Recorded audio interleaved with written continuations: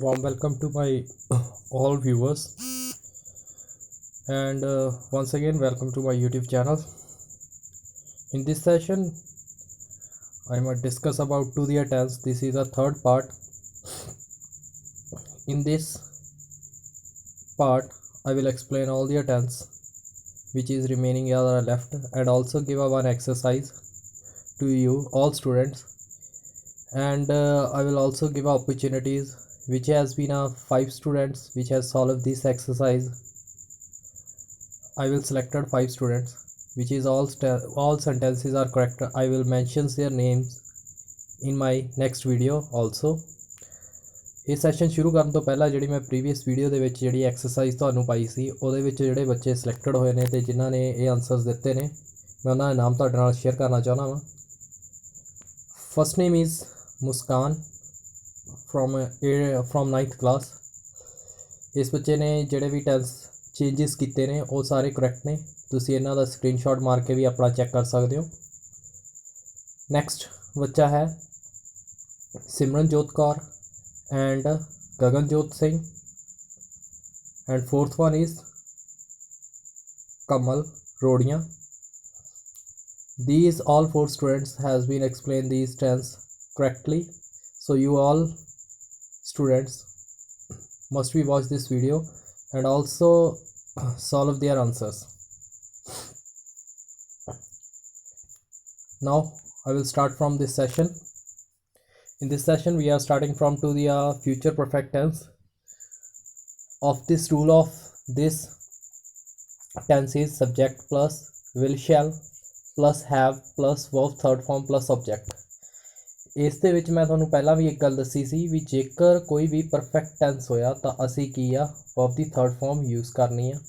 ਤਾਂ ਇਹ ਸਭ ਤੋਂ ਵਧੀਆ ਵੇ ਆ ਉਸ ਚੀਜ਼ ਨੂੰ ਲਰਨ ਕਰਨ ਦਾ। ਕੋਈ ਵੀ ਪਰਫੈਕਟ ਹੋਵੇ ਉਹਦੇ ਵਿੱਚ verb ਦੀ ਥਰਡ ਫਾਰਮ ਜ਼ਰੂਰ ਯੂਜ਼ ਹੋਏਗੀ।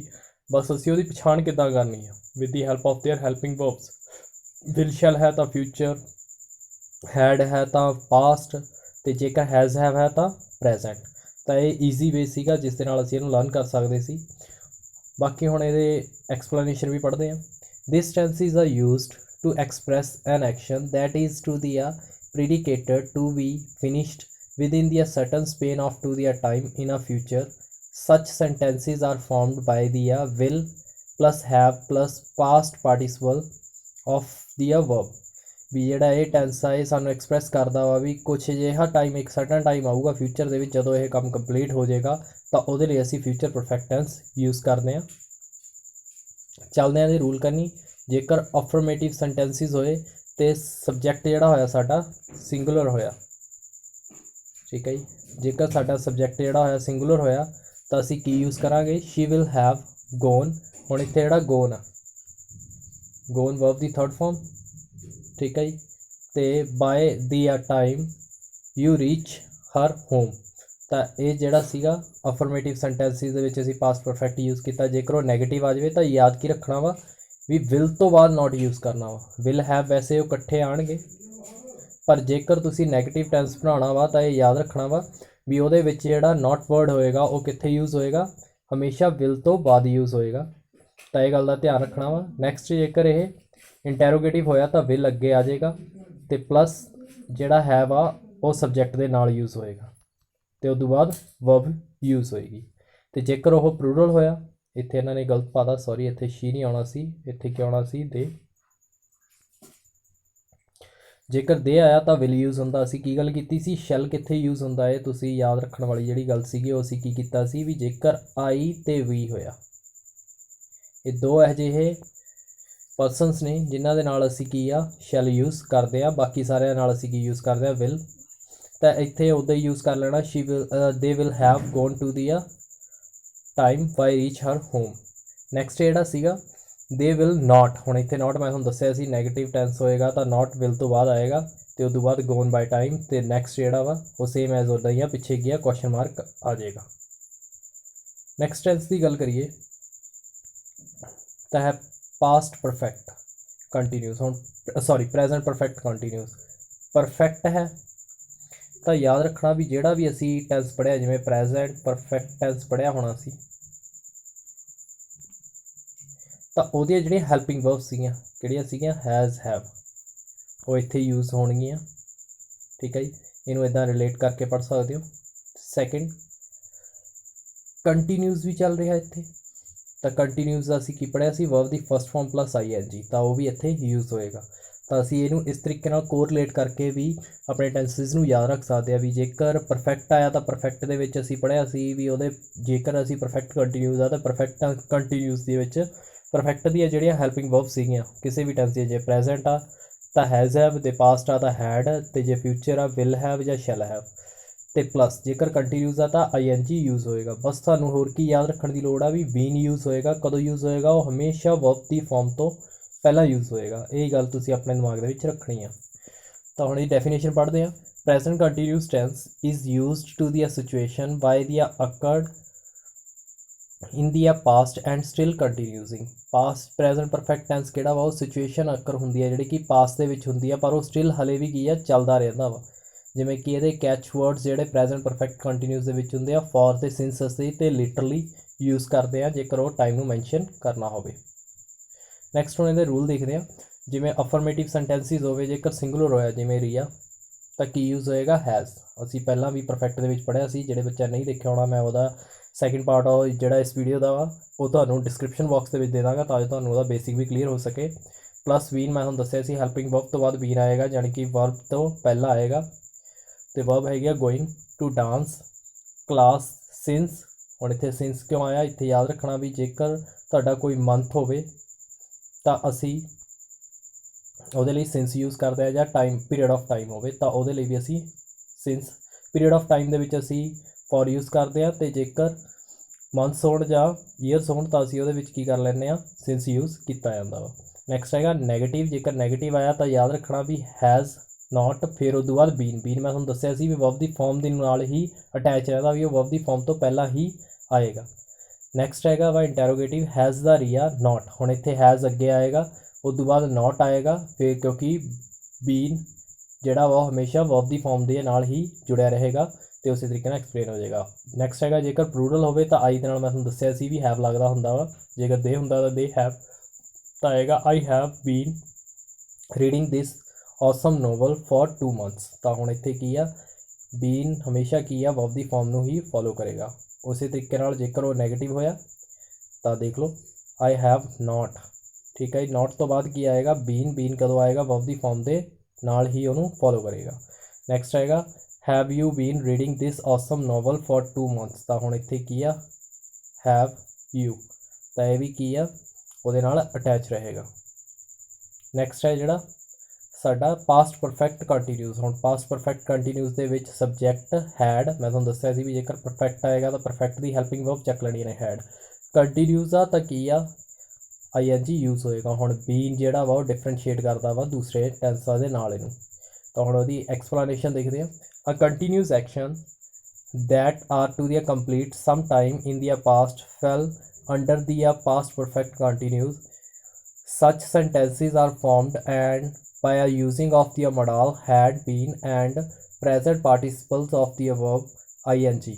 ਤਾਂ ਉਹਦੇ ਵਿੱਚ ਕੰਟੀਨਿਊਸ ਟੈਂਸ ਕਿਹੜਾ ਹੁੰਦਾ ਵੇ, ਉਹ ਅਜਿਹੇ ਟਾਈਮ ਨੂੰ ਦੱਸਦਾ ਹੁੰਦਾ ਵਾ ਜਿਹੜਾ ਕਿ ਪਾਸਟ ਦੇ ਵਿੱਚ ਫॉल ਕਰੇਗਾ ਅਤੇ ਉਹ ਕੀ ਆ, ਖਤਮ ਹੋਣ ਤੋਂ ਬਾਅਦ ਨਾਲ ਦੀ ਨਾਲ ਫੇਰ ਦੁਬਾਰਾ ਸ਼ੁਰੂ ਹੋ ਜਾਏਗਾ। ਤਾਂ ਅਸੀਂ ਉਹਦੇ ਵਿੱਚ ਪਾਸਟ ਪਰਫੈਕਟ ਟੈਂਸ ਨੂੰ ਯੂਜ਼ ਕਰਦੇ ਹਾਂ। ਇਹਦੇ ਰੂਲ ਦੇਖਦੇ ਆ। ਅਫਰਮੇਟਿਵ ਜੇਕਰ ਸਿੰਗੂਲਰ ਸਬਜੈਕਟ ਹੋਵੇ ਹੀ ਤਾਂ ਹੈਡ ਆਇਆ। ਇੱਥੇ ਮੈਂ ਤੁਹਾਨੂੰ ਦੱਸਿਆ ਸੀ ਚਾਹੇ ਹੋਵੇ ਸਿੰਗੂਲਰ ਸੈਂਟੈਂਸ ਚਾਹੇ ਹੋਵੇ ਪਲੂਰਲ ਤਾਂ ਅਸੀਂ ਕੀ ਯੂਜ਼ ਕਰਨਾ ਵਾ, ਹੈਡ। ਕਿਉਂ, ਕਿਉਂਕਿ ਪਾਸਟ ਪਰਫੈਕਟ ਦਾ ਹੀ ਰੂਲ ਹੈ। ਅਤੇ ਉਸ ਤੋਂ ਬਾਅਦ ਅਸੀਂ ਕੀ ਯੂਜ਼ ਕਰਨਾ,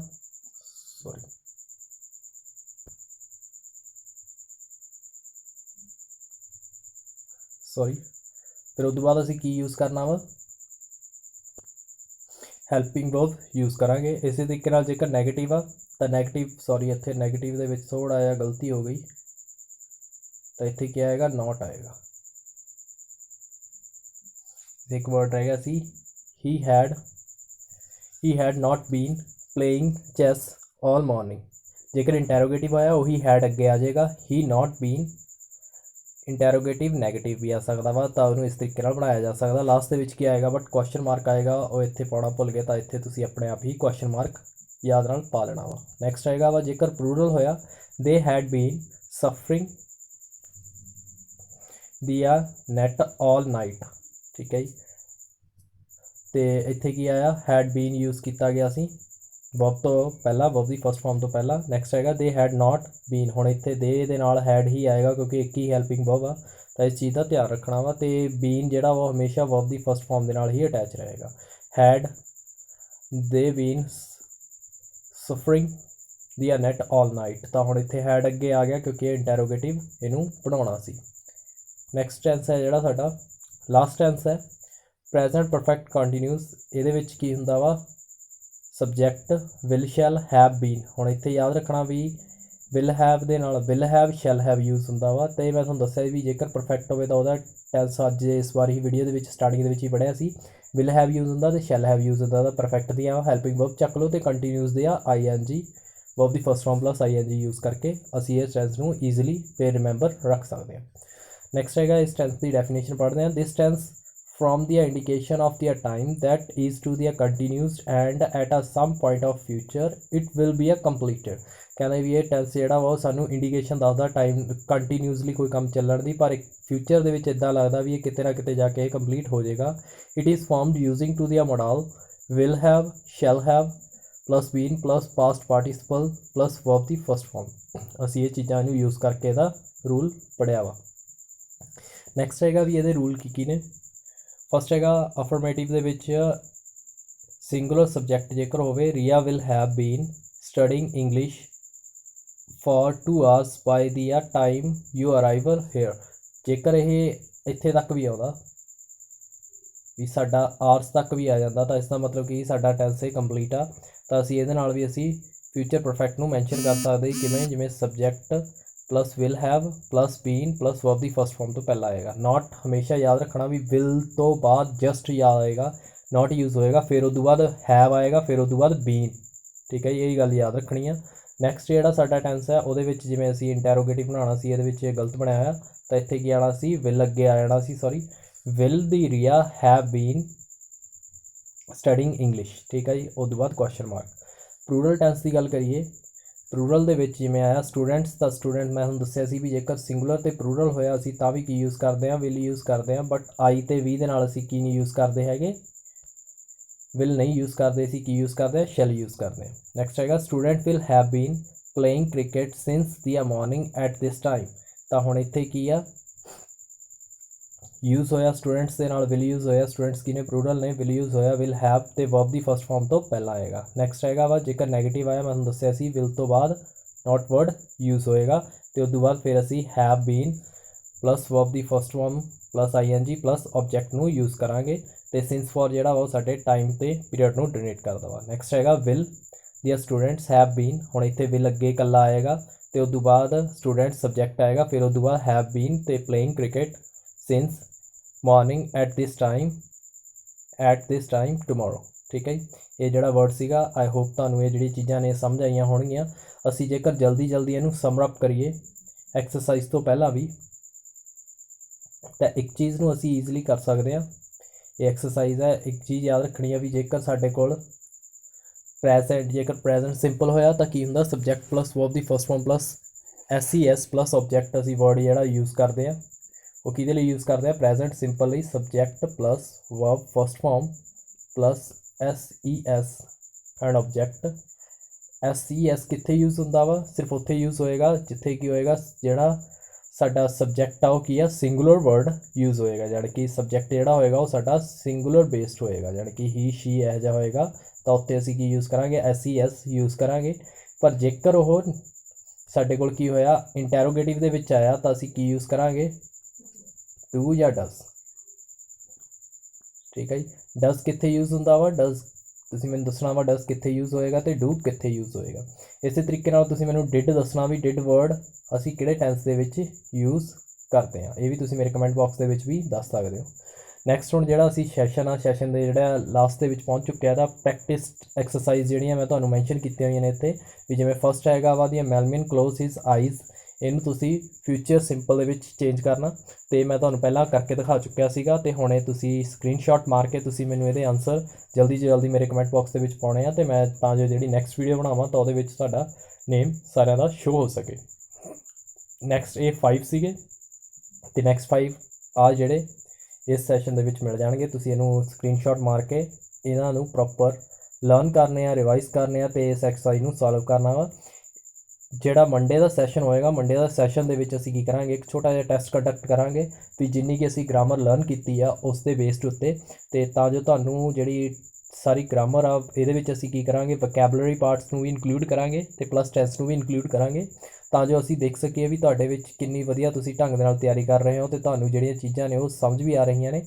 ਜੇਕਰ ਤੁਹਾਨੂੰ ਫਿਰ ਵੀ ਕਿਸੇ ਚੀਜ਼ ਦੀ ਪ੍ਰੋਬਲਮ ਆ ਰਹੀ ਹੈ ਤਾਂ ਮੇਰੇ ਕਮੈਂਟ ਬਾਕਸ ਦੇ ਵਿੱਚ ਜ਼ਰੂਰ ਲਿਖੋ, ਤਾਂ ਜੋ ਮੈਨੂੰ ਵੀ ਪਤਾ ਲੱਗ ਸਕੇ ਵੀ ਬੱਚਿਆਂ ਨੂੰ ਕਿਸ ਚੀਜ਼ ਦੇ ਵਿੱਚ ਪ੍ਰੋਬਲਮ ਆ ਰਹੀ ਹੈ। ਤੁਸੀਂ ਆਪਣੇ ਵੈਲਿਊਏਬਲ ਸੁਜੈਸ਼ਨ ਵੀ ਦੇ ਸਕਦੇ ਹੋ ਮੈਨੂੰ ਵੀ ਸਾਨੂੰ ਹੋਰ ਕਿਵੇਂ ਅਤੇ ਹੋਰ ਕਿਸ ਤਰੀਕੇ ਨਾਲ ਅਸੀਂ ਆਪਣੀ ਵੀਡੀਓ ਨੂੰ ਅਟਰੈਕਟਿਵ ਹੋਰ ਬਣਾ ਸਕਦੇ ਹਾਂ।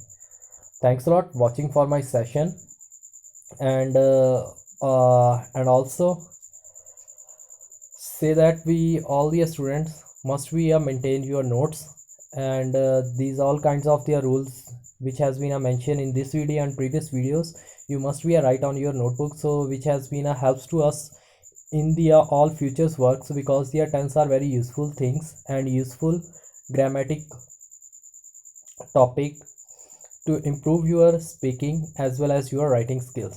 Thanks a lot watching for my session, and share with others and subscribe my channel. Thanks a lot watching for my session.